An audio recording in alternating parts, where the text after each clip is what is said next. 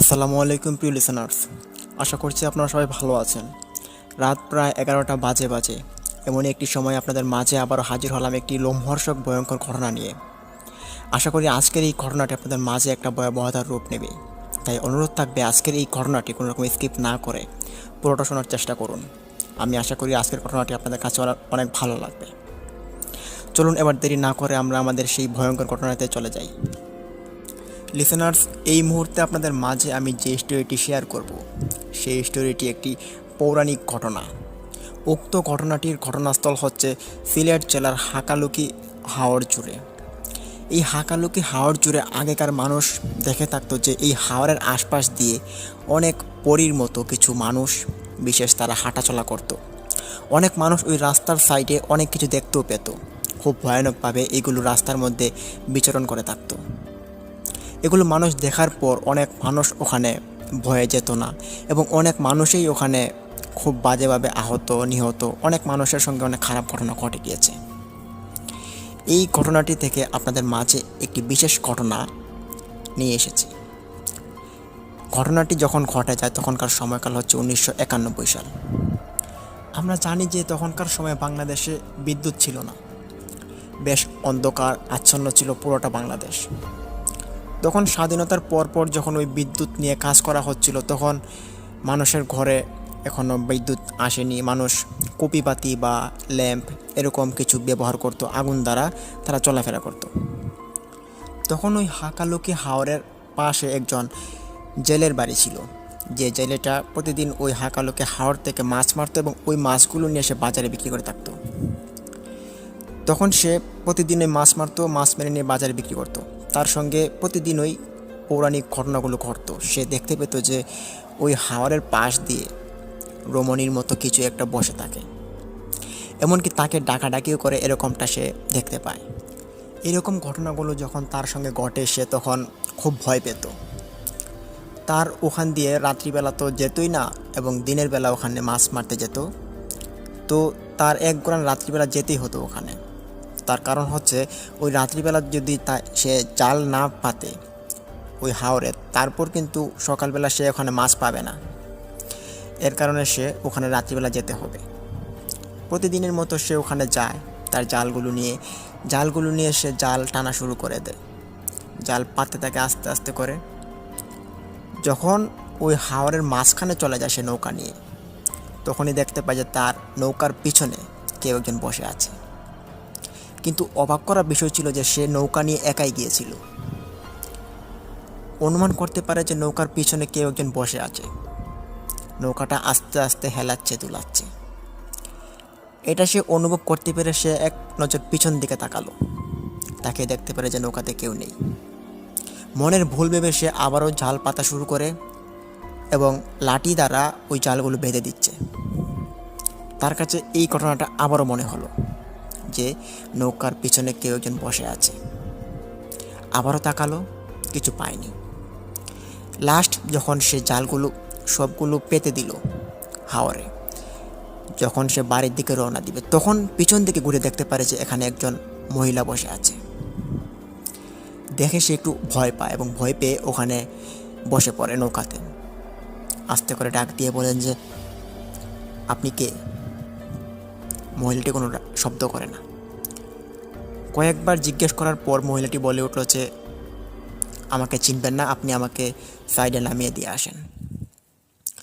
তখন তিনি ভয় পেয়ে আস্তে আস্তে করে নৌকাটা চালাতে থাকলেন এবং ওই সুন্দর রমণীটার দিকে তাকিয়ে দেখছেন যে এটা কি হতে পারে। কিন্তু এটাকে চেনার মতো ওনার কোনো সাধ্য নেই। উনি ভাবছেন যে এটা কোনো অস্বাভাবিক বিষয় হতে পারে। আস্তে আস্তে করে নৌকা বাইছেন। ওই হাওরের শেষ কিনারা আসার পর হঠাৎ ওই অবয়বটা সে গায়েব হয়ে যায়। দেখতে পেরে সে তাড়াতাড়ি করে নৌকাটা সাইডে ভিড়িয়ে বাড়িতে চলে আসে। বাড়িতে এসে সব ঘটনা খুলে বলে। বাড়িতে এই ঘটনা শোনার পর বলেছে, এরকমটা প্রায় সময় হয়ে থাকে, এখানে পৌরাণিক ঘটনা ঘটে। যেটা আজকে তোমার সঙ্গে ঘটেছে এটা হয়তো ভালোভাবে ঘটে গিয়েছে, এটা খারাপও হতে পারতো যদি তুমি তার কোনো ক্ষতি করতা। এ না হয়ে গেল প্রথম সাবজেক্ট। দ্বিতীয়বার আরও একজন জেলে সে ওখানে মাছ মারতে যায়। তখন ওখানে একটা ছোট ঘর বাঁধা হয়েছিল, যে ঘরের মধ্যে দুজন মানুষ পাহারাদার ছিল। তাদের পাহারার যে দায়িত্বটা ছিল ওটা হচ্ছে যে হাওরের পাশে একটা বড় রকমের পুকুর ছিল। ওই পুকুরের যে মাছগুলো ছিল ওই মাছগুলো কিন্তু মানুষ চুরি করে নিয়ে যেত রাত্রিবেলা, যার কারণে তাদেরকে পাহারাদার হিসেবে ওখানে রাখা হয়। ওখানের যে মাচাটা ওটা অনেকটা ছিল ওই যে আগের দিনের মানুষ যেভাবে আর কি পানির উপরে ঘর বাঁধতো, এবং ওই ঘরের মধ্যে যে দুইটা জানালা, তারপর কাঠ দিয়ে মাচা বাঁধা হয় এরকম আর কি। তো সুপারি গাছের যে অংশটা থাকে ওইটা দিয়ে আর কি পালা গাড়া হয়, ওইটার মধ্যে তারা থাকে রাত্রিবেলা। ওখানে তারা ল্যাম্প জ্বালিয়ে সারা রাত পার করে দেন। হঠাৎ একটি জেলে ওখানে যায় হাওরে গিয়ে দেখতে পান যে ওই দুজন লোক ওখানে আগুন ধরাচ্ছে, এবং তারা শীতের দিন ছিল যেহেতু তারা ওখানে আগুন তাপাচ্ছিল। দেখতে পেরে তিনি ভাবলেন যে তাদের কাছে গিয়ে একটু গল্প সল্প করে তারপর না হয় জালগুলো ওইখানে পাতবে। তিনি ওখানে যান, গিয়ে তাদের সঙ্গে একটু গল্প সল্প করেন। গল্প করার পর বেশ তিনি ওখান থেকে চলে আসলেন এবং নৌকাতে চড়ে বসলেন, জাল পাতা শুরু করলেন পুরো হাওর জুড়ে। তিনি যখন জাল অনেকটা পাতা শেষ হয়ে যায় তখন তিনি শুনতে পান যে ওই কুলে ঘরটা ছিল যেটা মাচাঙের মতো ছিল, দুজন লোক ওখানে পাহারা দেয়। ওই দুজনের থেকে একজন লোক চিৎকার দিয়ে ওঠে। তিনিও চিৎকার শুনতে পেরে ভাবলো যে হয়তো তাদের সঙ্গে কোনো খারাপ ঘটনা ঘটছে। এটা দেখার জন্য তিনি নৌকাটা পাশে ভিড়িয়ে নেন এবং ওদের কাছে যাওয়ার চেষ্টা করেন। খুব জোরে দৌড়াচ্ছেন ওদের কাছে যাওয়ার জন্য। গিয়ে তিনি দেখতে পান যে একজন ওখানে ঘরে বসে আছে এবং আরেকজন নেই। গিয়ে জিজ্ঞেস করলেন যে ভাইয়া আপনার সাথে লোকটা কই? বলে যে সে তো বাইরে গেছে, তো এখনও তো আসেনি, হয়তো তার কোনো বেশা বা কিছু ধরেছে এর জন্য গিয়েছে। বলে যে এখানে তো কেউ একজন চিৎকার দিয়েছে, খুব জোরে শব্দ হয়েছে। বলে না তো, এখানে তো কেউ শব্দ করেনি, কেউ চিৎকারও দেয়নি, তুমি হয়তো ভুল শুনেছ। বলে যে আমি তো ভুল শুনিনি, তবে এটা আমি শুনেছি কেউ একজন চিৎকার দিয়েছে। তখন জেলেটা নিজের মনকে না মানাতে পেরে সে ওখানে আস্তে আস্তে করে এগোতে থাকে। এগোতে এগোতে যখন ওই সুপারি গাছের নিচে চলে যায়, ওখানে কয়েকটা সুপারি গাছ ছিল, 4-5টা একসাথে। ওখানে যাওয়ার পর সে দেখতে পারে যে একটা মানুষ ওখানে বসে আছে, অনেকটা মহিলাদের মতো ছিল, ওটা খুব লম্বা লম্বা চুল ছিল, সাদা কাপড় পরিহিত। এই লোকটাকে দেখার পর সে একটু অবাক হয়, কাছে গিয়ে জিজ্ঞেস করলো যে ভাইয়া আপনি কে? যখনই ওই লোকটা তার দিকে তাকালো ঘুরে, তার মুখটা দেখার জন্য সে মোটেও প্রস্তুত ছিল না। সে ওই মুখটা দেখার পর ওখান থেকে চিৎকার করতে করতে সে ওখান থেকে দৌড়ে চলে আসে। ঘর থেকে লোকটি বের হয়ে জিজ্ঞেস করেছে কি হয়েছে আপনার? বলে যে ওই সুপারি গাছের নিচে একটা অবয়ব বসে আছে, খুব বিশ্রী বাজেভাবে দেখাচ্ছে তাকে। তিনি তখন দেখার জন্য ওনার সাথে দুজন মিলে আসে। এসে দেখতে পারে যে সুপারি গাছ তলে কেউ নেই। বলে যে আপনি ভুল দেখেছেন, এই বলে ওনাকে পাঠিয়ে দেন বাড়িতে। উনি তখন ওখান থেকে নৌকা করে বাড়িতে চলে আসেন। এর কিছুক্ষণ পর ওখানে ওই পাহারাদার একজন ছেলে তার কাছে আসে, এসে বলে যে আমার সঙ্গে সর্বনাশ হয়ে গিয়েছে। বলে কি হয়েছে? বলে যে ওখানে তাড়াতাড়ি চলে এসো আমার সঙ্গে। ওই লোকটা তখন ওই পাহারাদারের সঙ্গে হাঁটা শুরু করে ওই সুপারি গাছগুলোর দিকে। গিয়ে দেখতে পারে যে ওখানে একটা মরা লাশ পড়ে আছে। মনে হচ্ছে ওই লাশটাকে কেউ কুপিয়ে হত্যা করে দিয়েছে। লাশটার এরকম অস্বাভাবিক দেহটা দেখার পর তারা খুব ভয় পায়। তারা চিন্তায় পড়ে যে এই লাশটাকে কে মারলো, আবার কে এখানে ফেলে চলে গেল। এটা অদ্ভুত রকমের বিষয় ছিল। তারা এটা আমাদের না জড়ানোর জন্য তারা ওখান থেকে চলে আসে, তাদের যে স্থানটা ছিল পাহারা দেওয়ার ওখানে চলে আসে। বসে বসে ভাবছেন যে ওই লাশটার এখন কি করা যায়। যদি এখন আমরা ওটাকে ধরতে যাই তাহলে বলবে যে আমরা ওটাকে খুন করেছি। তাদের মনে একটা ভয় চলে আসে। তখন তারা দেখতে পায় জানালা দিয়ে ওই লাশটার আশপাশ দিয়ে কিছু মানুষের মতো তিন চারজন ওখানে ঘোরাফেরা করছে। তারা হাঁটাচলা করছে। এই হাঁটাচলা মানুষ দেখতে পায় তারা দুজন। দেখার পর তারা ওখানে একটু বেরিয়ে আসে ঘর থেকে। এসে দেখতে পারে যে ওরা কোনো সাধারণ মানুষ না, ওরা পরীর মতো সাদা কাপড় পরিহিত এবং চুলগুলো খুব লম্বা লম্বা, যেগুলো মাটিতে ছুঁইছে। এটা দেখে তারা খুব ভয় পায় এবং তারা দৌড় দিয়ে আবার ঘরে চলে আসে। তখন বয়ে বয়ে তাদের রাত্রিটা চলে যায়। পরদিন রাত্রিবেলা ওই এলাকার একজন বিশিষ্ট লোক তিনি ওখানে যাবেন। ওই পুকুরের যে মাছগুলো ছিল ওই মাছগুলো তিনি পরদিন কিনবেন বলে ওখানে যান। গিয়ে তিনি দেখতে পান ওখানে দুজন পাহারাদার, তারা পাহারা দিচ্ছে ওই পুকুরটাকে। ডেকে বললেন যে ওই পুকুরটার মধ্যে কতগুলো মাছ হবে? বলে যে অনেক মাছ হবে, আপনি কিনবেন নাকি? বলে যে হ্যাঁ, আমি তো একজন মাছ ব্যবসায়ী, তো মাছগুলো আমি কিনতে চাই। আপনাদের মালিকের ঠিকানাটা কোথায়? তখন সোজা বলে দিল যে ওই জায়গায়। তখন ওই লোকটাকে পার হয়ে যেতে হবে একটি বড় রকমের জঙ্গল, এবং ওই জঙ্গলটা হাওরের পাশ দিয়ে অতিবাহিত হয়েছে। তারা ওখান দিয়ে যাওয়া শুরু করেন, ওই বিশিষ্ট লোকটা এবং লোকটার সঙ্গে আরেকজন লোক ছিলেন, তারা দুইজন। তারা মাঝপথে যখন যায় তখন শুনতে পায় যে আশপাশ দিয়ে ফিস ফিস করে কেউ হাঁটছে এবং কথা বলছে। এটা শুনতে পেরে তারা দুজন একটু আচমকা ভয় পায়, তবে তারা হার মানেনি, তারা হাঁটতে থাকে।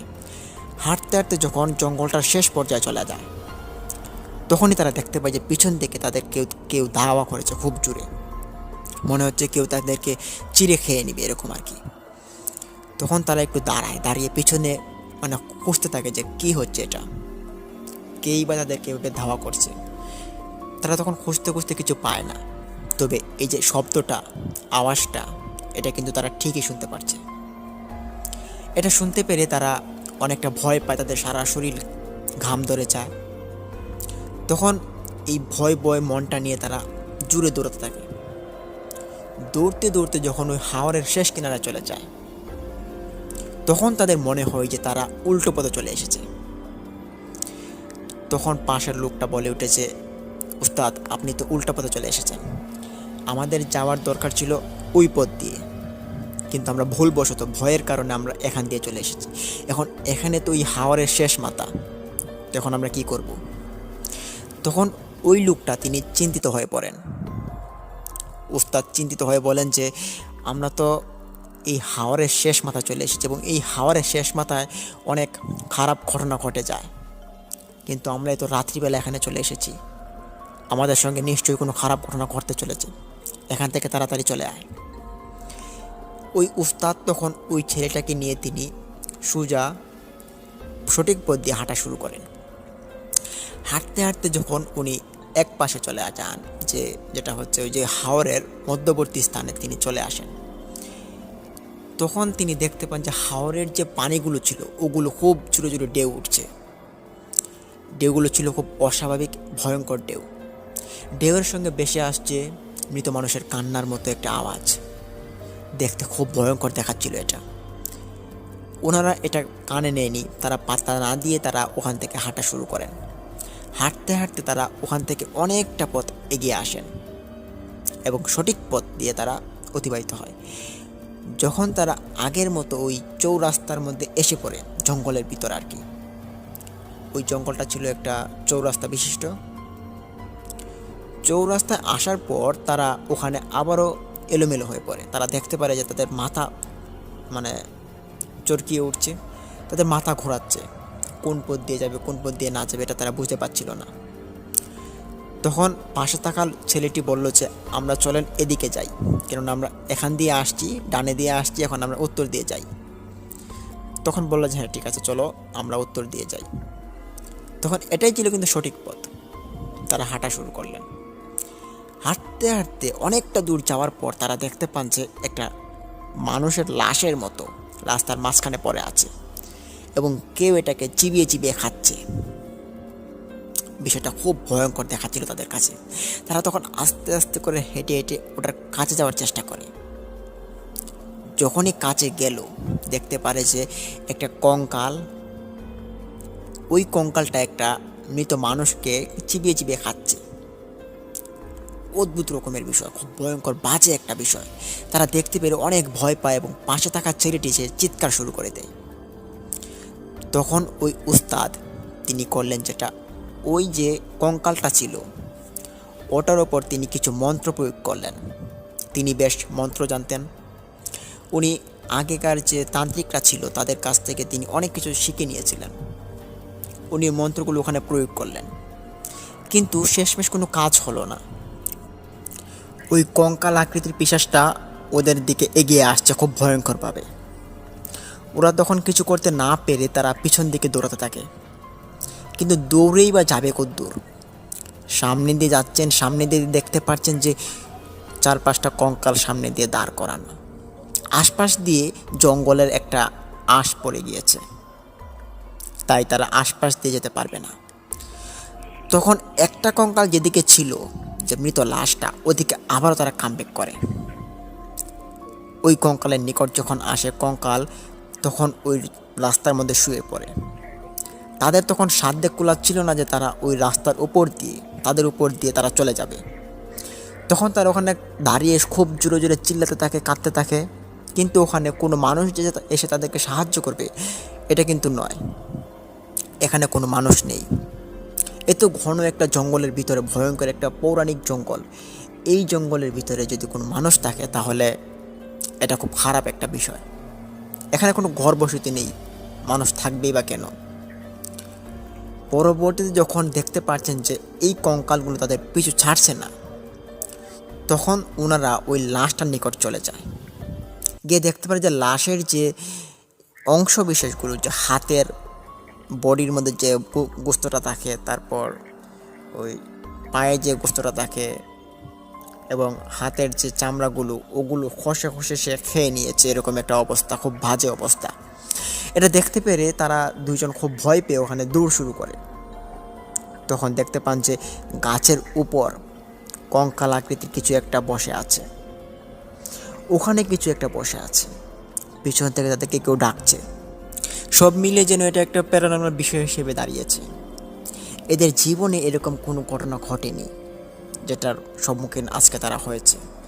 এই ঘটনাটি যখন তাদের সঙ্গে ঘটছে, তখন তারা বেশি বেশি করে যেটা পড়ার পড়ছে, তারা বাঁচার জন্য যেটা করার করছে, কিন্তু বাঁচাটা তাদের জন্য খুব রিস্ক হয়ে গিয়েছিল। তারা দৌড়তে দৌড়তে এক পর্যায়ে ওই উস্তাদের সাথে যে ছেলেটা ছিল, সে হুচট খেয়ে পড়ে যায়। তারপরে যাওয়া দেখে উস্তাদটা দাঁড়িয়ে পড়েন এবং ওই ছেলেটাকে আবার তোলার চেষ্টা করেন। তখনই দেখতে পাই যে একটা কঙ্কাল আকৃতির কিছু হাত লম্বা করে ওই ছেলেটাকে টান দিয়ে পিছনে টেনে নিচ্ছে।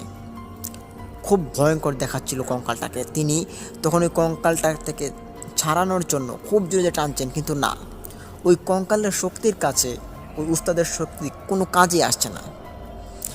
তিনি তখন ভয়ে চৌচারটা তিনার ভেঙে যাচ্ছিল, মানে এরকম একটা অবস্থা আর কি। তখন তিনি ভাবছেন যে কি করবে, এটা ভাবতে ভাবতে তিনি দেখতে পারেন যে এক পর্যায়ে ওই কঙ্কালটা ওই ছেলেটাকে টান দিয়ে নিয়ে চলে গিয়েছে। ওনার চোখের সামনে একটি ছেলেকে টান দিয়ে নিয়ে গেল এবং ওই ছেলেটাকে ওই কঙ্কালটা মেরে ফেলেছে, এক টিপ দিয়ে মেরে ফেলেছে। এবং ওটাকে মারার পর তিনি দেখতে পেরেছেন এটাও যে তার শরীর থেকে মাংস খুলে খেয়ে নিচ্ছে।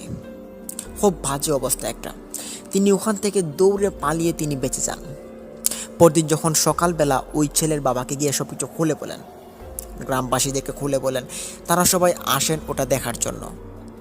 এসে দেখতে পান যে ওখানে ছেলেটা পড়ে আছে, তবে তার শরীরে কোনো রকমের আঘাত নেই, কোনো রকমের, মানে ওনার মতে ছিল যেটা শরীর থেকে মাংস খুলে খুলে খাচ্ছে, কিন্তু না, তার মাংস খুলে খায়নি, বাট তাকে মেরে ফেলেছে। ওটা সবাই দেখতে পেরে সবাই ভাবে যে এটা কোনো পিশাচের কাজ হবে, যেটা রাত্রিবেলা এরকম কাজটা করেছে। তারপর যথারীতিভাবে ওই ছেলেটাকে বাড়িতে নিয়ে আসা হয়, দাফন কাফন সব কিছু সম্পন্ন করা হয়। এর পরবর্তীতে আরও কয়েকজন মানুষের সেম একইভাবে ঘটনাগুলো আর কি ঘটে গিয়েছিল খুব ভয়ঙ্করভাবে। এই ঘটনাটি আপনাদের মাঝে এখন যে আমি শেয়ার করলাম, এই ঘটনাটি এখানে সীমাবদ্ধ নয়। এই ঘটনাটি আরও অনেকটা পার্ট জুড়ে রয়েছে। এরই মধ্যে থেকে একটি ঘটনা আমাদেরকে হাবিব ভাই তিনি পাঠিয়েছেন। উনি বলেছেন যে আরও ঘটনা আছে ওখানে, এই ঘটনাগুলো উনি আমাদের কাছে শেয়ার করবেন এবং ওই ঘটনাগুলো আপনাদের মাঝে আমি শেয়ার করার জন্য চেষ্টা করব। তো প্রিয় লিসেনার্স, এই মুহূর্তে আমরা চলে যাব আমাদের দ্বিতীয় ঘটনাটিতে। আশা করি দ্বিতীয় ঘটনাটি আপনাদের মাঝে আরও ভালো লাগবে। তো তার আগে আরেকটি কথা বলবো, যেটা হচ্ছে প্রথম ঘটনাটি কেমন লাগলো। যদি ভালো লেগে থাকে তাহলে ভিডিওতে লাইক দিন, কমেন্ট করুন, শেয়ার করে বন্ধুবান্ধবদের মাঝে ছড়িয়ে দিন এবং অবশ্যই আমাদের চ্যানেলটিকে সাবস্ক্রাইব করুন। আর আপনারা জানেন যে আমরা আমাদের ইউটিউব চ্যানেলটিকে 1 লাখ সাবস্ক্রাইবারের দিকে এগোচ্ছি। আশা করি আপনারা আমাদের পাশে থাকবেন এবং আপনাদের দ্বারা এটা সম্ভব। তাই অবশ্যই আমাদের চ্যানেলকে সাবস্ক্রাইব করুন, পাশে থাকা বেল আইকনটি অন করে রাখুন যাতে আমরা ভিডিওগুলো আপলোড করার সাথে সাথে আপনারা পেয়ে যান। তো প্রিয় লিসেনার্স, আমরা এখন চলে যাব আমাদের দ্বিতীয় ঘটনাটিতে করতে যাচ্ছি। ইমেলে যেভাবে লেখা আছে আমি ঠিক সেভাবে আপনাদের মাঝে উপস্থাপন করার চেষ্টা করছি। আসসালামু আলাইকুম প্রিয় লিসেনার্স, আশা করছি আপনারা সবাই ভালো আছেন। আমি কিশোরগঞ্জ জেলা থেকে চামড়াঘাট এলাকার সজীব মিয়া বলছিলাম। আমি ভূত এফএমের অনেক বড় একজন শ্রোতা। রাত্রিবেলা ভূত এফএমের ঘটনাগুলো না শুনলে আমার চোখে ঘুম আসে না। তো আমি ভাবলাম যে আমাদের সাথে ঘটে যাওয়া সেই খুব ভয়ানক ঘটনাটি আপনাদের মাঝে উপস্থাপন করি। তো তার জন্য আজকের ইমেল এপিসোডটি আমার হাতে লেখা। তো আমার সাথে যে ঘটনাটি ঘটে যায় সেই ঘটনাটি আমার সাথে ঘটে যাওয়া বললে ভুল হবে। ঘটনাটির প্রভাব আমার পুরো ফ্যামিলির উপর পড়ে, যেটা আমাদের পূর্বপুরুষদের পেয়ে এসেছে। ডিয়ার লিসেনার্স, এমনই একটি ভয়ঙ্কর ঘটনা আমাদের সাথে এখনও ঘটে যায় এবং এটির পরিস্থিতির শিকারটা আমরা এখনও হতে হয়। আমাদের এই পরিস্থিতির শিকারটা জানি না কোন দিন শেষ হবে। আসলে আমাদের যে পূর্বপুরুষরা ছিলেন তাদেরকে জিনে বর করত। জিন, প্রেত এসব আপনারা চিনে থাকবেন। জিনের যে ভর করে যাকে, এটা কিন্তু খুব মারাত্মক হয়ে থাকে। আমাদের পরিবারের অনেককেই অনেক সময় জিনে ভর করে থাকে এবং আমরা এই জিনের যে কাণ্ডকলাপগুলো এগুলো আমরা নিজ চোখে দেখতে পারি। আমাদের একজন দাদা ছিলেন, তিনি এখন আমাদের মাঝে আর বেঁচে নেই। ওনার সাথে ঘটে যায় ভয়ানক একটি ঘটনা, যে ঘটনাটির প্রভাবটি এখনও আমাদের উপর পড়ে, আর এই ঘটনাটির মাসুল আমাদেরকে আজও দিতে হয়। আমার এই দাদা ওনাকে প্রথমে জিনে ভর করে। জিনে ভর করার পর তিনি অনেক অস্থিরতা অনুভব করতে পারেন, সেটা আমাদের বাবার কাছ থেকে শোনা। আমাদের দাদা খুব সহজ সরল একজন মানুষ ছিলেন। তিনি দিন আনতেন এবং দিন খেতেন। আমার বাবা যখন রোজগারের বয়স হয়ে গিয়েছিল, রোজগার করতেন, তবুও আমার দাদা আমার বাবার রোজগারের টাকাটা তিনি খেতেন না। তিনি বলতেন যে আমি আমার নিজ টাকা ইনকাম করে আমি খাওয়া দাওয়া করব, তবুও কারো পায়ে ধরব না আমি খাওয়ার জন্য। এরকমভাবে ছিলেন আমার দাদা। তখন আমার দাদা একদিন যখন কাজে যায়, তিনি আসলে একটি ব্যবসা করতেন, পানের ব্যবসা। তিনি পানের গাছ থেকে পান পেড়ে আনতেন মানুষের কাছ থেকে কিনে এবং ওই পানগুলো বাজারে নিয়ে বিক্রি করতেন। এভাবে তিনি পানের ব্যবসা করতেন। তখন ওই দিন আমার দাদা পানের ব্যবসা শেষ করে তিনি বাড়িতে ফিরেন। বাড়িতে ফেরার পর আমার দাদিকে বললেন যে ভাত দেওয়ার জন্য। দিনটি ছিল শীতের সময়। দাদি আমার দাদাকে ভাত দিলেন। দেওয়ার পর দাদা ভাত খেলেন। ভাত খাওয়ার পর আমার দাদা অস্থিরতায় ভোগেন এবং এক পর্যায়ে তিনি এমন কাণ্ডকলাপ করেন যে কাণ্ডকলাপগুলো করার কারণে ওনাকে কবিরাজ এনে দেখানোর সিদ্ধান্ত নিলেন সবাই মিলে। কবিরাজ দেখানোর পর ভাবলেন, সবাই বললে যে আমার দাদাকে জিনে ভর করেছে, যার কারণে দাদা এরকম পাগলামি শুরু করে দিয়েছে। মানুষকে খুন করতে যায়, মার্ডার করতে যায় এবং নানান রকমের কাজকর্ম তিনি লিপ্ত হয়ে থাকেন। তখন এরকমটা দেখার পর কেউ আর তাকে বাধা দেয় না। যেহেতু পাগলের মতো হয়ে গিয়েছিল আমার দাদা, সেহেতু আর কেউ ওনাকে এত বেশি পাত্তা দেয় না। কিন্তু আমার দাদা তখন একটা কাজ করতেন। তিনি এমন বিপর্যয়ের অবস্থার মধ্যে তিনি ছোটো ছোটো গাছের মধ্যে গলার মধ্যে দড়ি বেঁধে ওই গাছের মধ্যে ফাঁসি দিতেন এবং তিনি আত্মহত্যা করার জন্য মেতে উঠতেন। এরকম ভয়াবহ অবস্থা দেখার পর মানুষরা আমার দাদাকে বাঁচাতেন। বাঁচিয়ে বাঁচিয়ে তিনি আমাদের দাদাকে বাড়িতে নিয়ে আসতেন। আমার দাদার 4 জন ছেলে এবং 3 জন মেয়ে। 4 জন ছেলের মধ্যে আমরা সবাই আছি, আমরা ভাই বোন অনেকজনই এখন আছি। আমাদের ফ্যামিলিটা অনেকটা বড় হয়ে গিয়েছে। আমাদের দাদার এই কার্যকলাপটা ছিল খুব ভয়ানক। লাস্ট আমার দাদা একটা গাছের মধ্যে ফাঁসি নিয়ে তিনি আত্মহত্যা করেন এবং ওই গাছটার মধ্যে আত্মহত্যা করার পর ওই গাছটাকে এখনও আর কাটা হয় না। এবং আমার দাদার এই কাণ্ডকলাপগুলো আমাদের জীবনের কাল হয়ে দাঁড়িয়েছে আজ। আমরা এখন শান্তিমতে ঘুরতে পারি না, শান্তিমতে কেউ বসবাস করতে পারি না। আমাদের যে গোষ্ঠীবর্গ রয়েছে সেই গোষ্ঠীবর্গর এক এক দিন এক একজনের ছেলেকে নাতিকে জিনে ভর করেই যায়, এতটা জিনে ভর করে যা মারাত্মক লেভেলের হয়ে থাকে। যখন আমাদের গোষ্ঠীর কারো জিনে ভর করে তখন তাকে দেখে বোঝা যায় যে সে মনে হয় আর বাঁচবে না, সে মনে হয় মরে যাবে, এরকম অবস্থা করে ফেলে। চোখ একবারে উল্টা করে দেয় এবং মাথা ঘুরিয়ে ঘুরিয়ে মাটিতে পড়ে যায়। খুব ভয়ানক অবস্থা সৃষ্টি হয় যখন আমাদের গোষ্ঠীর কোনো মানুষকে জিনে ধরে। জিনে যাকে ধরেছে আপনারা তারাই বুঝতে পারবেন জিনে ধরার কতটুকু জ্বালা। তখন সময়টা ছিল আজ থেকে 9 বছর আগে। আমি তখন একটা চাকরি পেয়েছিলাম, ছোটোখাটো চাকরি, বেসরকারি চাকরি বললেই চলে। ওই চাকরিটা করার পাশাপাশি আমি বাড়িতে আসতাম সন্ধ্যার পরে। সন্ধ্যার পরে যখন আমি বাড়িতে আসি আমার আম্মু আমাকে ভাত দেন, কেননা সারাদিন ভাত খাই না। বাড়িতে আসার পর আম্মু ভাত দেন, আমি ভাত খাওয়ার পর একটু রিল্যাক্সে আরাম করি। ওই দিন আমি ভাত খাওয়ার পর বন্ধুদের সাথে ঘুরতে যাই বাইরে। আমি প্রতিদিনই রাত্রিবেলা একটু ঘোরাফেরা করতাম। তখন আমাদের বাড়ির সামনে একটা হাওর ছিল। আমাদের যে গ্রামটা রয়েছে ওই গ্রামটার নাম হচ্ছে চামড়াঘাট। আবার চামড়াঘাটের মধ্যে আপনারা হয়তো অনেকে জেনে থাকবেন ওইখানে অনেক মাছ পাওয়া যায়। মানুষ ওইখানে রাত্রিবেলা মাছ মারতো, সেটা দূর থেকে দেখলে খুব ভালো লাগতো। আমরা বন্ধুরা মিলে ওইখানে মাছ মারা দেখতেছিলাম। ঠিক তারই এক পাশে আমার দাদা যেখানে ফাঁসি নিয়েছেন ওই ফাঁসি নেওয়া মেহগনি গাছটা ওইখানে দাঁড়িয়ে আছে ফল আকাশের নিচে। সেটা দেখার পর আমাদের অনেকটা ভয় লাগে। আমরা প্রতিদিনই ওই গাছটাকে দেখি। যখনই ওই গাছটার দিকে আমাদের নজর যায় তখনই আমাদের কলিজা আর কলিজার জায়গায় থাকে না।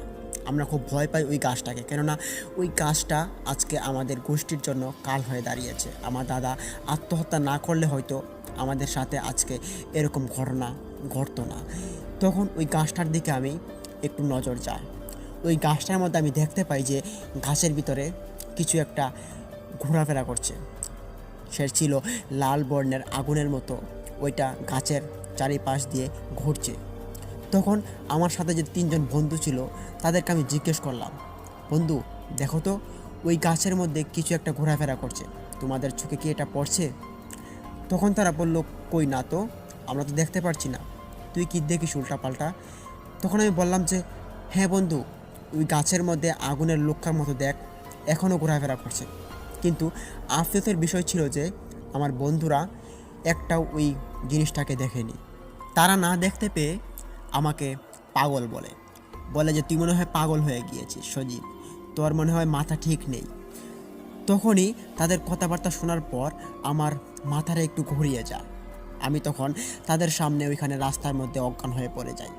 আমার অজ্ঞান হয়ে পড়ে যাওয়াতে তারা আমাকে আমার বাড়িতে নিয়ে যায়।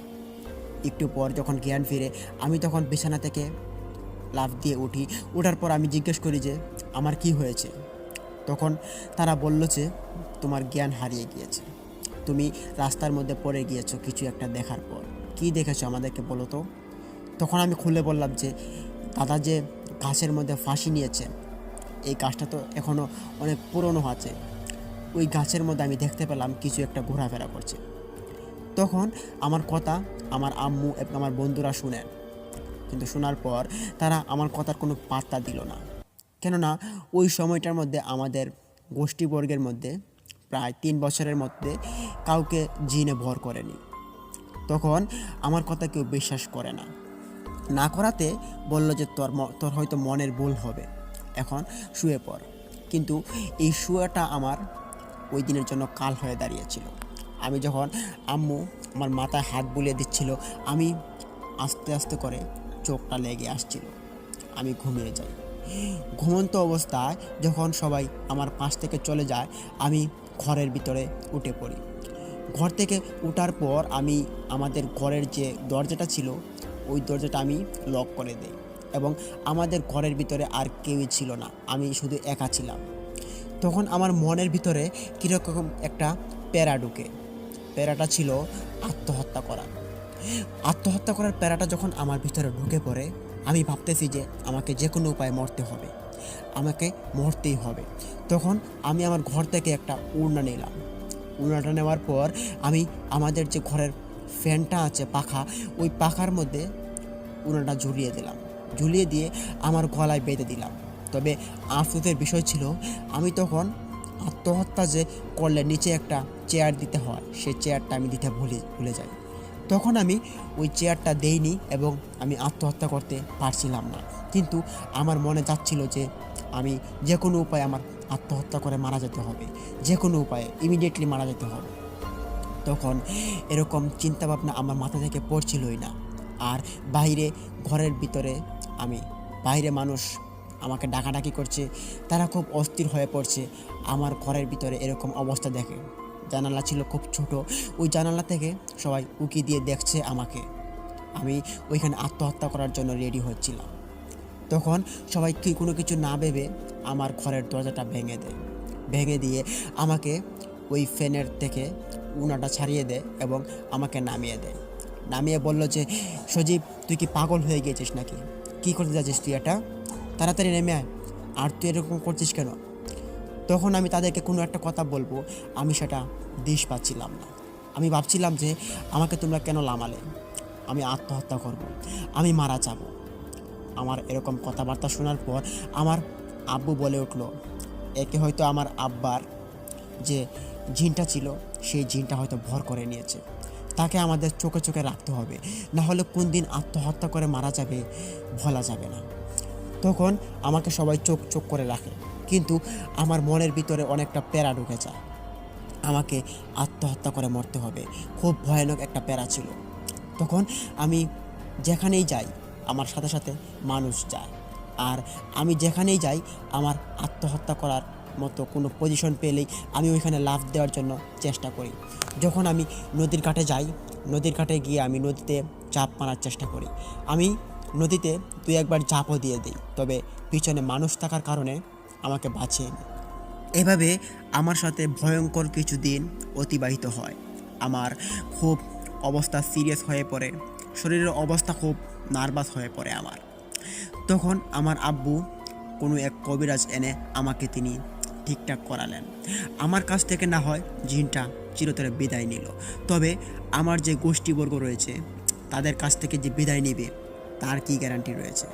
তখন আমার যখন জিনে ধরে তার কিছুদিন পরেই আমার এক ভাতিজা তাকে জিনে ধরে। তার বয়স হবে প্রায় 11 থেকে 12 বছর, কিন্তু 11 থেকে 12 বছর বয়সী একটা ছেলে কী বা বুঝে, সে আত্মহত্যা করার জন্য আমার মতো পাগল হয়ে গিয়েছে। এতটাই পাগল যে তাকে মরতেই হবে। এটা দেখার পর তার বাবা মা খুব ভয় পায় এবং সবাই আন্দাজ করি যে আমার দাদার যে জিনটা ভর করেছিল সেই জিনটা হয়তো আমাদের গোষ্ঠীর মানুষকে এখন ভর করছে। আমাদের কোনো উপায়ে সেই অবস্থা থেকে বাঁচতে হবে। তখন আমার আব্বু এবং চাচারা মিলে সিদ্ধান্ত নিলেন কোনো একজন ভালো কবিরাজ এনে আমাদের পরিবারের এবং আমাদের গোষ্ঠীর সকল মানুষকে কিছু একটা বন্ধনে আবদ্ধ করবেন, যাতে করে আমাদের কোনো মানুষকে আর জিনে ভর না করে। তখন 2 দিন পর আমাদের আব্বু এবং আমার 3 চাচা মিলে একটা ভালো কবিরাজ নিয়ে আসেন এবং আমাদের গোষ্ঠীর ছোটো থেকে বড় সবাইকে একটা করে তাবিজ পরিয়ে দেওয়া হয় এবং কিছু কিছু পানি আমাদের সবার ঘরে দেওয়া হয়। ওই পানিটা প্রতিদিনই আমাদের ঘরের ভিতরে এক ফোঁটা করে ছিটিয়ে দিতে হবে, এরকম অনুমান দিয়ে গেলেন তিনি। তখন আমাদের এরকম ভালোই চলছিল। এরপর থেকে আমাদের আর কারো কোনো দিন ঝিনে ধরেনি। তো প্রিয় লিসেনার্স, কি ভাবছেন যে ঘটনা এখানেই শেষ?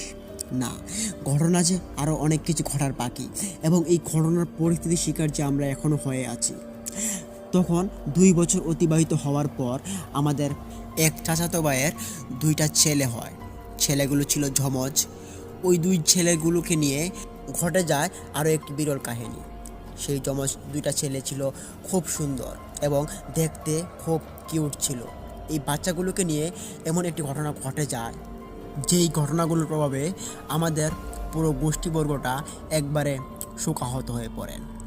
আমাদের যে ভাতিজাগুলো ছিল 2টা বাচ্চা, ওই বাচ্চাগুলো যখন আস্তে আস্তে 3 বছর বয়সে পা রাখলো, তারা তখন আস্তে আস্তে করে হাঁটাহাঁটি করতে পারে, দৌড়াদৌড়ি করতে পারে এবং হালকা করে কথা বলতে পারে। ফুটফুটে বাচ্চা দুইটা এরকম সৌন্দর্যতা দেখে মানুষ তাদের সাথে খেলা করতে অনেক পছন্দ করে। আবার তাদের একটা বিল্ডিং রয়েছে দুতলা, ওই দুতলা বিল্ডিংয়ের যে ছাদ আছে ওই ছাদের মধ্যে তারা খেলাধুলা করে। তবে আশ্চর্যের বিষয় ছিল সেখানে, যখন তারা ছাদের মধ্যে গিয়ে খেলাধুলা করতো তখন ওই যমজ ছেলে দুইটার মা আমাদের ভাবি হন, ওই ভাবি বাচ্চা দুটাকে নিয়ে ওই ছাদের উপরে ভাত খাওয়াতেন। তিনি একদিন লক্ষ্য করতে পারলেন যে ছাদের উপরে কিছু একটা অবয়ব। তখন প্রায় সন্ধ্যা হয়ে আসছিল। ওই সন্ধ্যার সময় তিনি যখন ছাদের উপরে গেলেন বাচ্চা দুইটাকে হাতে করে নিয়ে ছাদের উপর থেকে কাপড় নিয়ে আসার জন্য, যে কাপড়গুলো তিনি রোদের মধ্যে শুকাতে দিয়েছিলেন। তখন তিনি ঢোকার পর দেখতে পারেন যে ওইখানে কেউ একজন বসে আছে। তবে তিনি দেখতে পেরেই বুঝে গিয়েছেন যে এটা কোনো মানুষ নয়, এটা অবয়ব। ছাদের এক কোণে গুজুমুজু হয়ে বসে আছে খুব ভয়ানকভাবে, যেটা দেখার পর কারো আগ্রহ জন্মাবে ওইটাকে গিয়ে হাত দিয়ে ধরার জন্য। কিন্তু আমার ভাবি বুঝতে পারেন যে এটা একটা ভয়ানক কিছু হতে পারে, আমার এখানে যাওয়াটা ঠিক হবে না। তখন আমার ভাবি দুইটা বাচ্চাকে নিয়ে দৌড় দিয়ে ছাদের নিচে চলে আসে। তখন আমার ভাবি কিছু একটা শুনতে পায়, ঠিক সন্ধ্যার সময় ছিল, এবং ওই অবয়বটা আমার ভাবিকে বলতেছিল যে এই এই মেয়ে, তোর বাচ্চা দুইটাকে দিয়ে যা বলছি, তোর বাচ্চা দুইটাকে আমি ছাড়বো না বলে দিলাম, তোর বাচ্চা দুইটাকে আমার চাই, খুব তোর উড়া করছিস, বাচ্চা দুইটাকে দিয়ে যা বলছি। তখন আমার ভাবি এরকম কথা শোনার পর তিনি আরও জোরে দৌড় দেন বাচ্চা দুইটাকে হাতে ধরে নিয়ে, এবং ছাদ থেকে নেমে এসে বাড়িতে চিৎকি শুরু করে দেয়। ওনার চিল্লাচিল্লি শোনার পর আমরা এবং আমাদের বাড়ির আশপাশের মানুষজন সবাই ওদের বাড়িতে গিয়ে জড়ো হয়ে পড়ি, এবং তিনি বলতে থাকেন যে ছাদের মধ্যে এরকম ভয়ানক ঘটনাটা। তিনি বিস্তারিত আমাদেরকে খুলে বলেন। আমরা তখন ছাদের মধ্যে যাওয়ার পর দেখতে পাই ছাদের মধ্যে কিছুই নেই, ছাদ একদম খালি হয়ে আছে, ছাদের মধ্যে একটা পোকামাকড়ও নেই। তখন আমরা ছাদ থেকে নেমে আসি এবং বললাম যে তোমার আর ছাদে যেতে হবে না, তুমি আর বাচ্চা দুটাকে নিয়ে ছাদে যেও না, আর আজকে থেকে পারলে নিচতলার মধ্যেই তোমরা থাকার চেষ্টা করো। যেহেতু আমাদের গোষ্ঠীবর্গটা এমনিতেই অনেকটা নাম খারাপ, আমাদের গোষ্ঠীবর্গের সবাইকেই কম বেশি জিনে বর করে নিয়েছে, এবং ওদেরকে ধরবে না এটা কোনো মানে হয় না। ছোটো ছোটো দুইটা বাচ্চা খুব ফুটফুটে, আমরা চাই না যে এই বাচ্চাগুলোর কিছু হোক, খুব সাবধানে বাচ্চাগুলোকে আপনি রাখবেন। তখন ভাবিকে আমরা সবাই মিলে কিছু সান্ত্বনা দিলাম এবং বুঝিয়ে বাজিয়ে আমরা আবার বাড়িতে চলে আসলাম। তখন ওই দিনটি ছিল শুক্রবার দিন, যখন প্রায় 12টা বেজে গিয়েছে। 12টার পর ওই দিন গরমকাল ছিল, অতিরিক্ত গরম হওয়াতে আমার যে ভাই ছিলেন, চাচাতো ভাই, তিনি ভাবলেন যে ছাদের উপরে গিয়ে তিনি হাওয়া বাতাস খেয়ে আসবেন। তখন ওই দুইটা বাচ্চাকে, আমার ভাবিকে না জানিয়ে তিনি বাচ্চা দুটাকে নিয়ে ছাদে উঠে পড়েন। ছাদে ওঠার পর তিনি ফুটফুটে হালকা বাতাসের মধ্যে তিনি দুইটা বাচ্চাকে হাতে ধরে নিয়ে বাতাস খাচ্ছিলেন এবং মোবাইল টিপছিলেন। তখন তিনি মোবাইল টিপতে ওনার ওই বাচ্চা দুইটার দিকে আর কোনো খেয়াল নেই। তিনি মোবাইলের দিকে এমন ধ্যানে পড়েছিলেন যে বাচ্চা দুইটা কি ওনার সাথে আছে কি না চলে গিয়েছে, এটা দেখার মতো তেনার অবস্থায় ছিল না। এরপর কিছুক্ষণ পর যখন একজন মানুষ ওইখান দিয়ে যাচ্ছিলেন হেঁটে, তিনি রাস্তা থেকে আসছিলেন, ব্যবসা বাণিজ্য শেষ করার পর বাড়িতে আসছিলেন। আমাদের বাড়ির 2 বাড়ি পিছনে ওনার বাড়ি। তখন তিনি বাড়িতে যাবেন এবং বাড়িতে যাওয়ার সময় দেখতে পারেন যে বিল্ডিংয়ের যে ছাদ আছে ওই ছাদের উপর থেকে 2টা বাচ্চা মাটিতে পড়ে আছে, বাচ্চাগুলো মারা গিয়েছে। এটা দেখার পর লোকটি খুব চিৎকার শুরু করেন এবং চিৎকার করার পর সবগুলো মানুষ, আমাদের গোষ্ঠীবর্গের মানুষ সবাই উঠে পড়েন, ঘুম থেকে উঠে পড়ে ওনার কাছে চলে যান। গিয়ে দেখতে পারি আমরা সবাই 2টা বাচ্চা আর বেঁচে নেই, ওরা মারা গিয়েছে, তাদের মুখ দিয়ে রক্ত পড়ছে এবং তাদের শরীরে অনেকটা আঘাতের চিহ্নও রয়েছে। তখন আমাদের চিৎকার চেঁচামেচি শোনার পর ওই ছাদের উপর থেকে ওই বাচ্চার বাবা বেরিয়ে আসে, আমাদের চাচাতো ভাই। তিনি বেরিয়ে আসে, দেখতে পারে যে ওনার 2টা বাচ্চা মৃত লাশগুলো এখানে পড়ে আছে। এটা দেখার পর আমার চাচাতো ভাই কাঁদতে কাঁদতে তিনি অজ্ঞান হয়ে পড়েন। আর তখন আমার চাচাতো ভাইকে সবাই মিলে দোষারোপ করছিলেন। তার কারণ হচ্ছে, যেহেতু আজকে সন্ধ্যার সময় আমার ভাবির সাথে এরকম একটা ঘটনা ঘটে গিয়েছে, এরপর কিন্তু আমার ভাইয়ের উচিত হয়নি বাচ্চা 2টাকে নিয়ে ছাদে যাওয়ার জন্য। কিন্তু তিনি কোনো রকমের নিয়ম না মেনেই তিনি ছাদে চলে গেলেন, যার কারণে আজকে ওনার দুইটা সন্তান ফুটফুটে বাচ্চা দুইটাকে হারাতে হলো।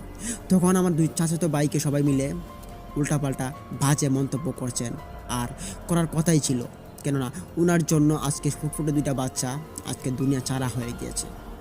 তখন আর কি করার, দুইটা বাচ্চাকে নিয়ে দাফন দেওয়া হলো। তবে দাফন দেওয়ার পর সবাই মিলে আবারও বসলাম। তখন ঢাকা থেকে আমাদের যে কয়েকজন কাজ করতো ওরা আমাদের বাড়িতে আসে বাচ্চাগুলো মৃত্যুর খবর শোনার পর। তখন সবাই যখন একসাথে হয়ে পড়ি আমরা ভাবলাম যে এখানে কিছু একটা করা দরকার, যেহেতু আমাদের বাড়ির মানুষগুলো এভাবে মারা যাচ্ছে, আমাদের এটাকে আটকাতেই হবে। এভাবে চলতে থাকলে কোন দিন আমরা বংশ থেকে নির্বংশ হয়ে যাব আমরা বলতেই পারবো না। তখন ঢাকা থেকে আসা আমাদের গোষ্ঠীর কিছু লোক তারা সিদ্ধান্ত নিলেন যে আমাদের যে বাড়ি বিটা রয়েছে সবগুলো বিক্রি করে দিবে। তার কারণ হচ্ছে এই বাড়ি বিটার মধ্যে থাকতে হলে জিনের আশ্রয় এখানে হয়ে গিয়েছে, আমাদের ক্ষতি করবে অল টাইম। তো তার জন্য সবাই সিদ্ধান্ত নিলেন যে বাড়ি বিটা বেচে দিয়ে পাশের গ্রামে জায়গা কিনবে এবং সবাই বাড়ি বিটা বানাবে। তবে আমাদের যে বাড়ির গোষ্ঠীবর্গের চাচাতো ভাইগুলো ছিল এদের মধ্যে 2-3 জনের বাড়ি বিল্ডিং করা ছিল, তারা বলছিল যে আমাদের বিল্ডিং ছেড়ে আমরা যেতে পারবো না, যত যাই হয়ে পড়ুক। তখন অমতের কারণে আমরা এক পর্যায়ে যাই যে বাড়িগুলো আর বিক্রি করা হবে না। তখন আবারও এখানে থাকা এবং পরপর আমাদের গোষ্ঠীবর্গের মানুষের সাথে জিনে এরকম অন্যায় অত্যাচার করে থাকে এবং তারপর থেকে আমাদের গোষ্ঠীর মধ্যে আর কেউ মারা যায়নি। তবে জিনে আজও পর্যন্ত আমাদের গোষ্ঠীর মানুষগুলোকে ছেড়ে দেয় না। তার কারণ হচ্ছে জিন জাতি এমন একটা খারাপ জাতি, যে জিন দুষ্ট জিনও আছে ভালো জিনও আছে। ওই দুষ্ট জিনের কবলে আমাদের পুরো গোষ্ঠীটা পড়ে গিয়েছে। তো প্রিয় লিসেনার্স, এখনও কিন্তু আমাদের এরকম ভোগান্তিটা আমাদের এখনও ভুগতে হয়।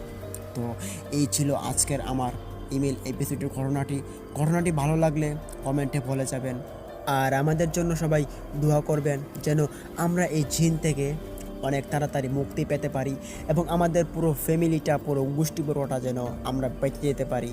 এর জন্য সবার কাছ থেকে দোয়া চাই, সবাই আমাদের জন্য দোয়া করবেন। আপনাদের জন্য আমাদের দোয়া রইল, ভালোবাসা রইল। তো প্রিয় লিসেনার্স, আজকের মতো আমি এখানেই বিদায় নিচ্ছি। আশা করি আপনারা সবাই আমার ঘটনাটি মনোযোগ দিয়ে শুনেছেন এবং কমেন্ট বক্সে আপনার মহামূল্যবান মন্তব্যটি লিখে যাবেন। তো প্রিয় লিসেনার্স, আজকের মতো এখানেই বিদায় নিচ্ছি। সবাই ভালো থাকুন। আসসালামু আলাইকুম। প্রিয় লিসেনার্স, দ্বিতীয় ঘটনাটি আপনাদের মাঝে আরও ইন্টারেস্টিং হতে চলেছে।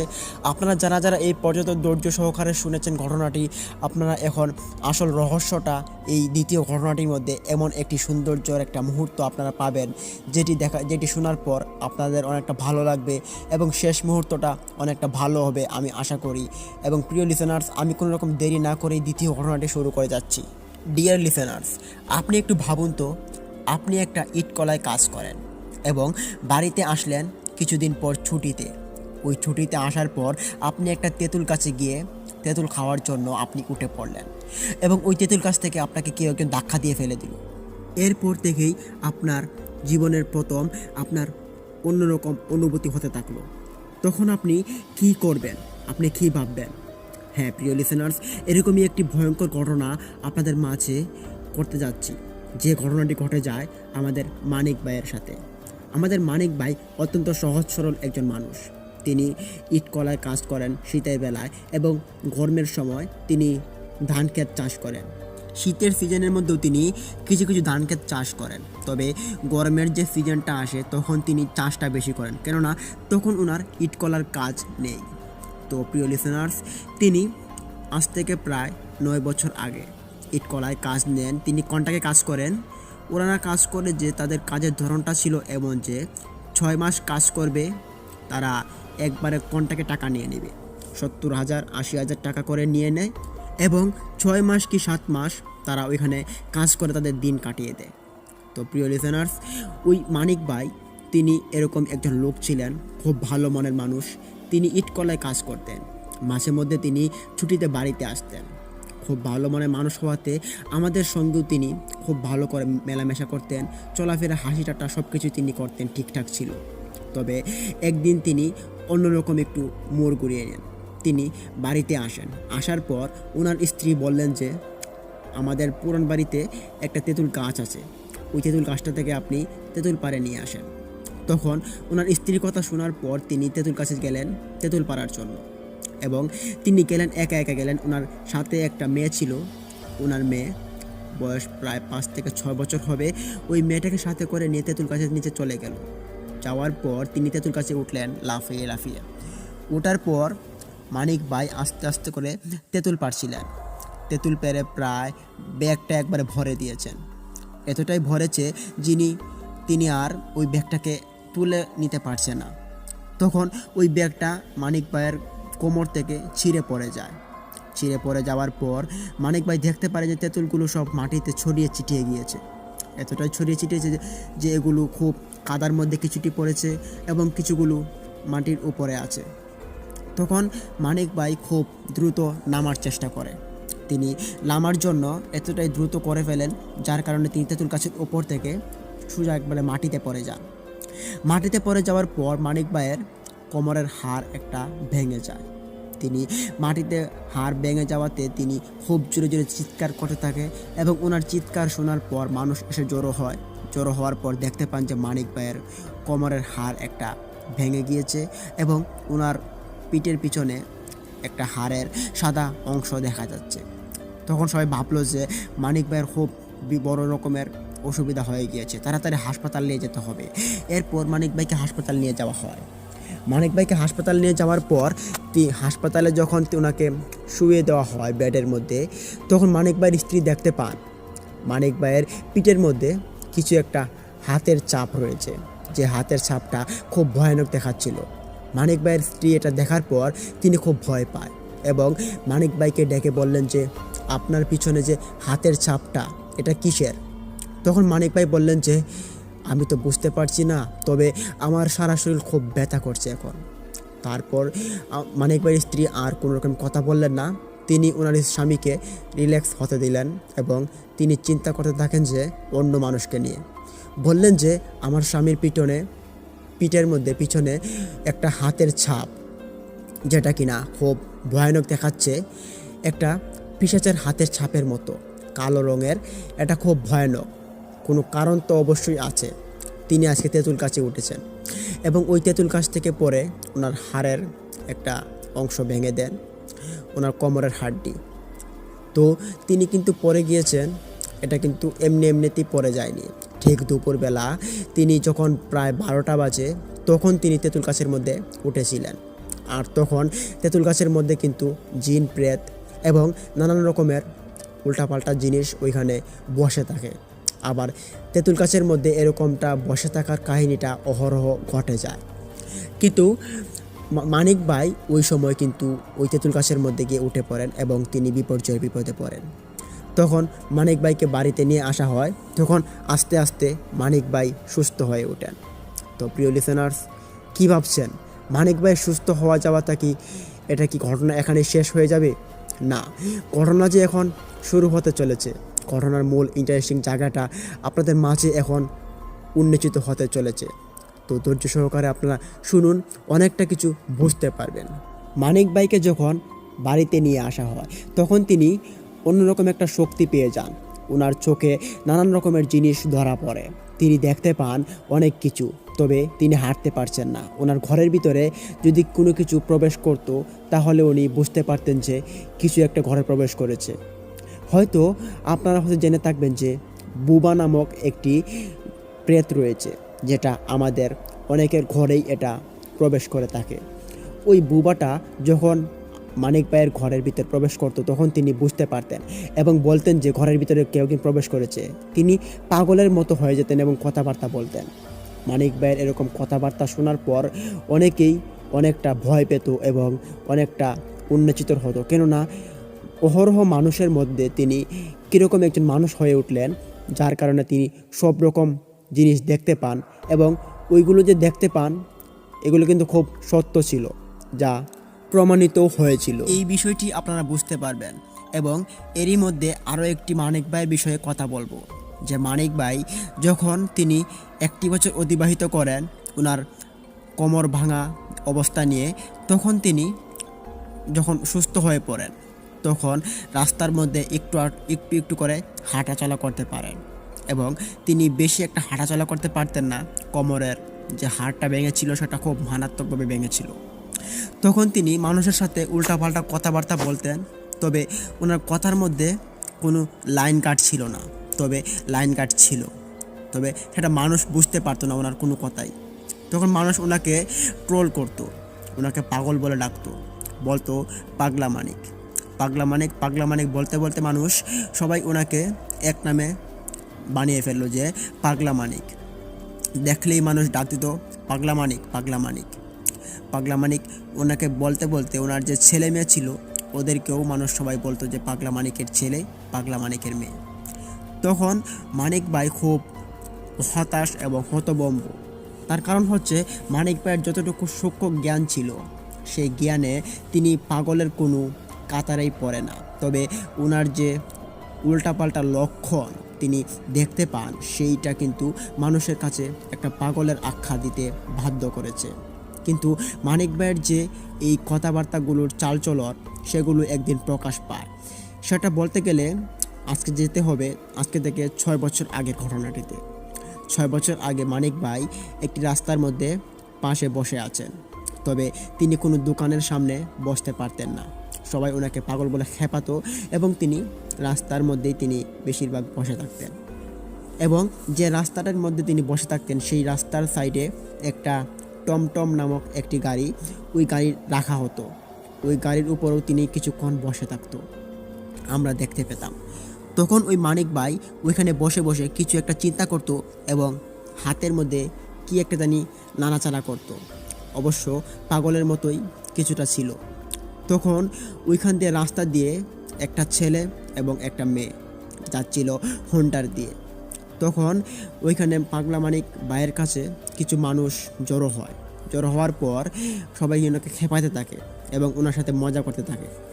তখন ওই পাগলা মানিক ভাই ওই রাস্তা দিয়ে যখন আস্তে আস্তে করে হোন্ডার দিয়ে যাচ্ছিল একজন ছেলে এবং একজন মেয়ে, পাগলা মানিক ভাই বলছিল যে এই মেয়ে তুমি নেমে যাও, সামনে বিপদ আছে, তাড়াতাড়ি নেমে যাও।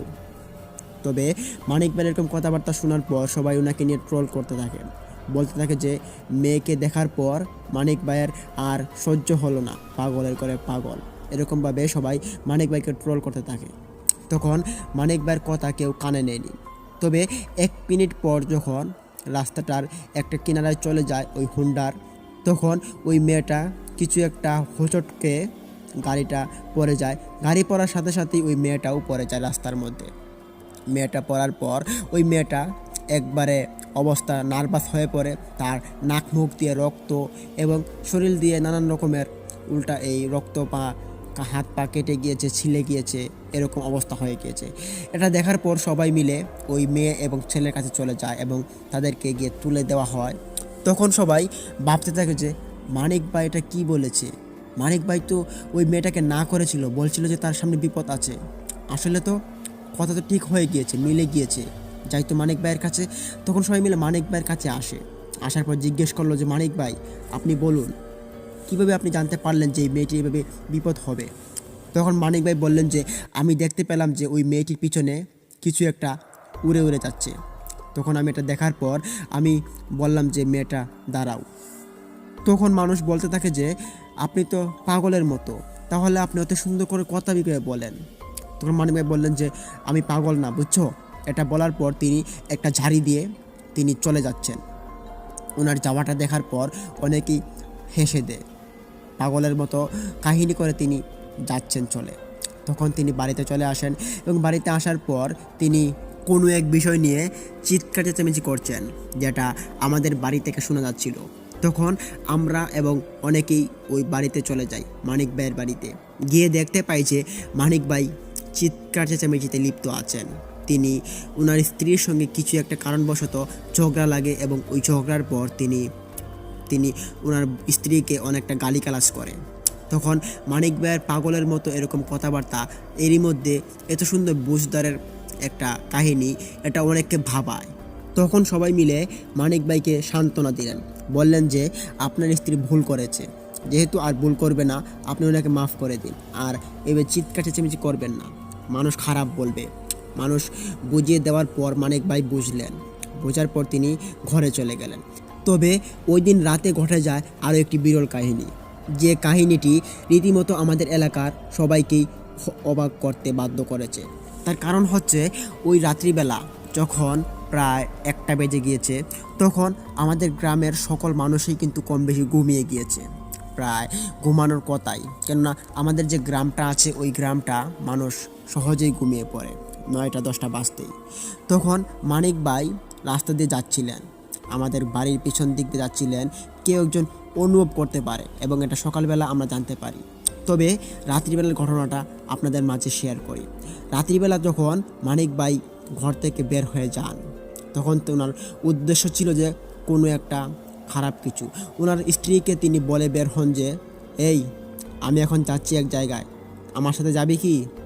তখন ওনার স্ত্রী বললেন যে, রাত্রি হয়েছে 1টা বাজে, কোথায় যাইবা? তখন মানিক ভাই বললেন যে, একজন মানুষকে বাঁচাতে হবে, তাড়াতাড়ি চলে আয়। তখন মানিক ভাইয়ের স্ত্রী বললেন যে, কী বলছো উল্টাপাল্টা, কাকে বাঁচাইবা তুমি? আবার তোমার পাগল, মাথা নষ্ট হয়ে গিয়েছে মনে হয়, তোমার পাগল হয়ে যাচ্ছ তুমি। তখন মানিক ভাই বলল যে, চুপ কর বেয়াদব, তুই এসব কী উল্টাপাল্টা কথা বলিস? এরকম কথাবার্তা বলার পর মানিক ভাই তিনি বাড়ি থেকে বেরিয়ে আসেন এবং বেরিয়ে আসার পর তিনি উদ্দেশ্য রওনা দেন যে ওইখানে যাওয়ার জন্য, যেখানে একজন মানুষ বিপদে পড়ে আছেন। উনি কি জানতে পারলেন সেটা বড় বিষয় না, তবে তিনি যে কাজটা করেছেন সেটা হচ্ছে বড় বিষয়। তিনি চলে গেলেন ওইখানে। আমাদের বাড়ির দক্ষিণ পাশ দিয়ে অনেকটা হেঁটে যেতে হয়, ওইখানে প্রায় 10-12 মিনিটের মতো সময় লাগে। মানিক ভাই ওই রাস্তা দিয়ে একা একা হেঁটে যাচ্ছেন।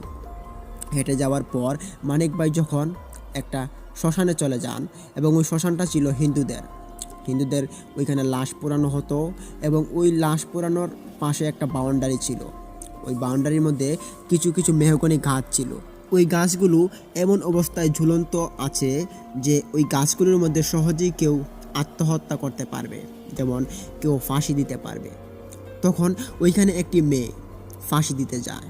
তখন রাত্রি প্রায় 1টা কি 1:30 বাজে। মানিক ভাই ওই শ্মশান ঘাটে চলে যান রাত্রিবেলা। গিয়ে তিনি ওই মেয়েটাকে দেখতে পান যে মেয়েটা ফাঁসির জন্য তৈরি হচ্ছে খুব ভয়ঙ্করভাবে। তখন ওই মানিক ভাই দৌড়ে যান এবং ওই মেয়েটাকে ওইখান থেকে ছুটিয়ে আনার পর তিনি মেয়েটাকে বোঝান।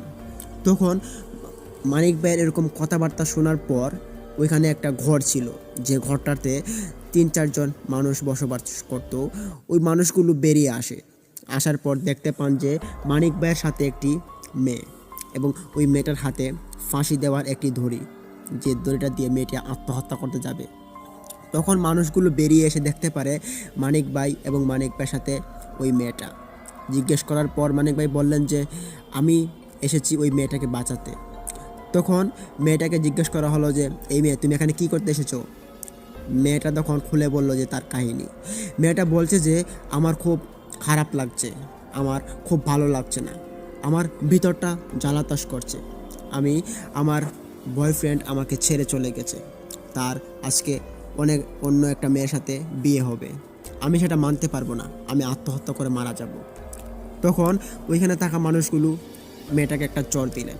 চড় দিয়ে বললেন যে, এই বেয়াদব মেয়ে, তুমি কি বলছো উল্টাপাল্টা? বয়ফ্রেন্ড আরেক মেয়েকে বিয়ে করবে বলে তুমি আত্মহত্যা করবে? সাহস কত বড় হলো, তোমার বাড়ি কোথায়? তখন মেয়েটিকে চিনতে পারিনি আমাদের গায়ের কোনো মানুষই, কারণ ওই মেয়েটির বাড়ি ছিল আমাদের গায়ের 2 গ্রাম পিছনে। যে এই মেয়েটা এসেছিল এখানে আত্মহত্যা করার জন্য, যেহেতু এখানে একটা শ্মশান ঘাট, মেয়েটা ছিল হিন্দু পরিবারের, তো হিন্দু হওয়াতে সে ভাবলো যে শ্মশান ঘাটের মধ্যে যেহেতু সে মৃত্যুবরণ করলে তাকে ওইখানে শ্মশানে পোড়ানো হবে, সেই ভেবে সে এখানে এসে আত্মহত্যা করার জন্য প্রস্তুতি নেয়। তখন মেয়েটাকে ওই ঘরের 3-4 জন মানুষ ঘরে নিয়ে যায়, এবং সাথে মানিক পাগলা বাইকেও ঘরে নিয়ে যায়।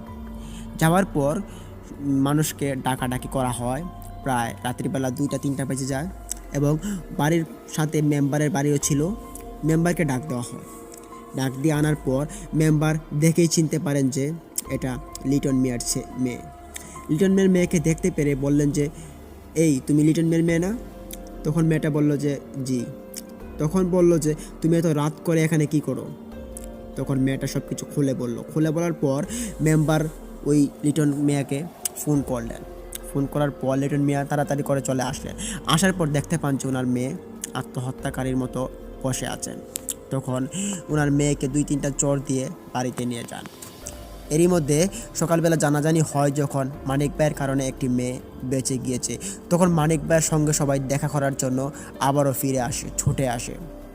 কিন্তু মানিক ভাইয়ের সঙ্গে যারা যারা দেখা করে সবাই মানিক ভাইয়ের সঙ্গে ট্রল করে বেশি, মানিক ভাইয়ের সঙ্গে উল্টাপাল্টা কথা বলে মজা করে বেশি। তবে ওই দিনও তাই করেছিল।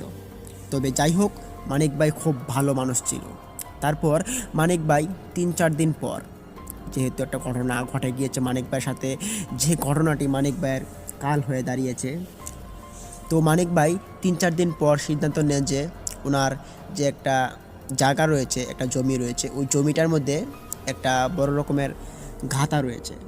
যে গাঁথাটা বেশ একটা পুকুরের মতো, তবে ওইখানে মাছ ছাড়া হয় না। ওইখানে যে বিল থেকে মানুষের ফিশারি থেকে মাছ আসে, ওই মাছগুলো থেকে মাছ ধরা হয়। তখন মানিক ভাই বললেন যে ওনার ওই পুকুরটা থেকে সেচ করবেন এবং মাছগুলো গিয়ে ধরে নিয়ে আসবেন। তখন যে কথা সেই কাজ। মানিক ভাই, ওনার একটা ছেলে ছিল, প্রায় 8 থেকে 9 বছর বয়স হবে। সেই ছেলেটাকে নিয়ে তিনি চলে গেলেন মাছ মারার উদ্দেশ্যে। তিনি মাছ মারতে গেলেন, তখন পানি সেচ করা শুরু করলেন। তিনি দেখতে পারলেন 2-3 ঘন্টা লাগবে পানি সেচ করার জন্য। তখন মানিক ভাই সেচ করা শুরু করে দিলেন। সেচ করতে করতে বিকেল পর্যন্ত উনি পুকুরটাকে সেচ করেন। যখন পুকুরটা একবারে সেচ হয়ে যায়, মানিক ভাই তখন দেখতে পারেন পুকুরের ভিতরে অনেক মাছ জমা হয়েছে। এবার মানুষের ফিশারি অনেকগুলো ছুটেছিল। কতবার বন্যা হয়েছিল, বন্যা বলা যাবে না, হালকা পানিও হয়েছিল। ওই পানির আঘাতে অনেক মাছ ছোটা হয়েছিল, যে মাছগুলো এখন মানিক ভাইয়ের ফিশারির মধ্যে এসে প্রবেশ করে।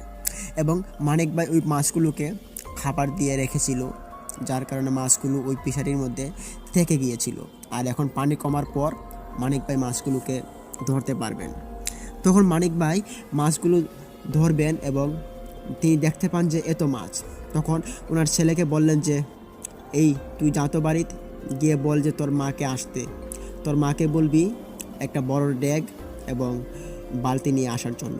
আজকে এত মাছ, আমাদের অনেকটা ভাগ্য খুলে যাবে, তাড়াতাড়ি যা। তখন মানিক ভাইয়ের কথা শুনে মানিক ভাইয়ের ছেলে ও বাড়িতে চলে আসে।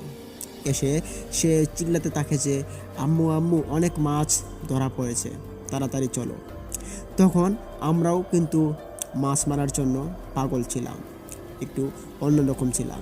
তখন মানিক ভাই ওই পুকুরটার মধ্যে মাছ মারবেন, এটা শোনার পর আমরাও চলে যাই ওই পুকুরে মাছ মারার জন্য।